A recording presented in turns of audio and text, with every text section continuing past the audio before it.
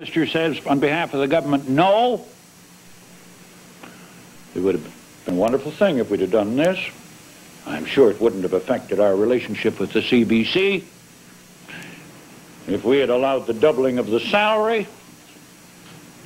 But I am also equally sure it would not have been held against us as a detrimental act. Sir, about party hacks. Well, I just have to look at what's over there today in order to understand what a party hack is. You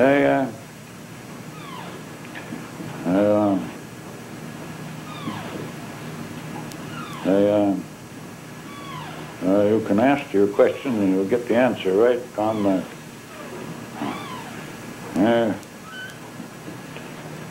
You ready? Yes. I'm ready. Sir, it's said that you refused the advice of the experts and surrounded yourself with party hacks and yes men.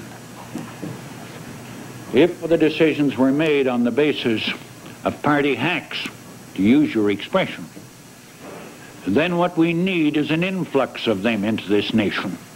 For every one of these decisions, winter works, economic development, expansion of trade, assistance to small business, all of these things are being maintained today. It's a strange thing that anyone would allege that the advice was not given by experts. For if this be a government that's depending on experts, all I can say is that the budget that they produced was the greatest monstrosity ever brought before Parliament. The present government relies on good advice, does it?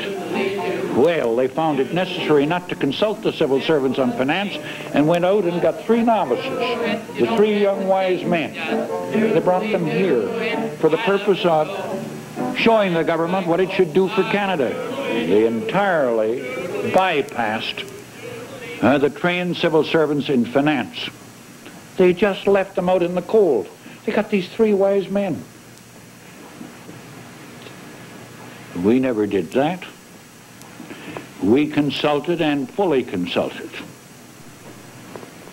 Then, on the basis of consultation, determined the course. We're not going to have a government of civil servants.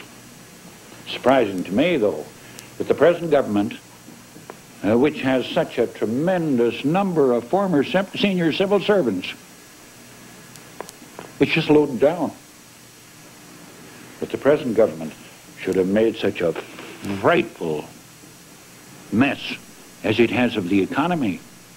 Its relations with the United States. Who are they getting advice from? Who gave the advice that the present government is about to act on, whereby everybody in Canada is going to have an 8-digit number? We're all going to have numbers. I don't know what yours will be, Mr. Leiterman, but you can be sure it's 8-digit. You're in it. I'm in it. Everybody's in it, excepting the farmer and clergymen and those in religious orders. Our name's going to be gone. We're going to register.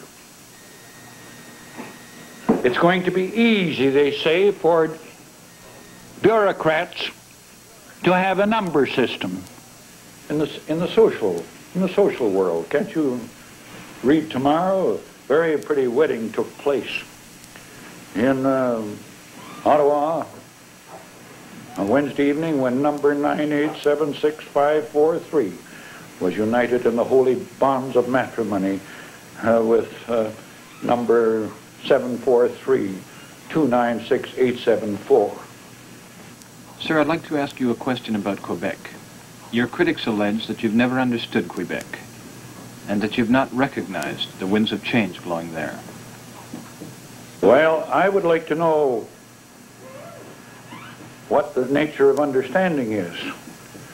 Through the years, French Canadians in Western Canada have been my friends.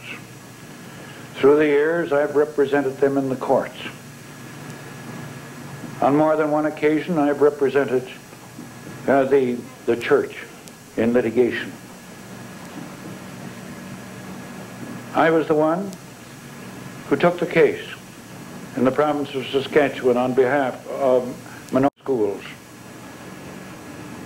In 1956, I uttered the same views as I had uttered through the years, that you've got to build an equal partnership.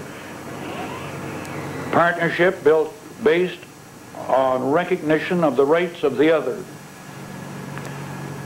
on the basis, based as well on the assurance that each of us will live in amity and in tolerance with the other.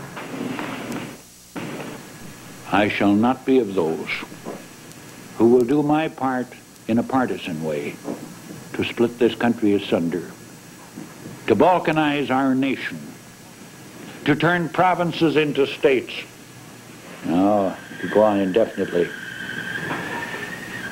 I think that covers that well.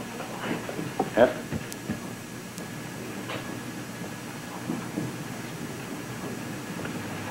Well, sir, it's been said... Rayburn? Sir, your critics have made comments about disorganization in your staff and in the running of your office. Oh, well, of course, I'm not answering that at all. I don't answer that. You got any more ideas? Yes, sir. You're awful close to the end. Sir, it's been said that no other politician could claim the emotional conquest of this generation of Canadians, and that no other politician disillusioned his disciples more. No one has ever been subject in all Canadian history, despite what some publicists say, as they look back to the days of MacDonald, to the same concerted falsification that has taken place. Now, those that say that are the publicists who a few short weeks ago predicted my demise. They actually, 2 years ago, had me suffering from an incurable disease. They knew it was false when they put that across the country. They invented it. People find it difficult to understand. The suffering from the incurable disease which they designated and spread about as a result of a concerted effort, that a person suffering from that disease could still be here today, much less participate. They predicted all along what would happen. I'm still here.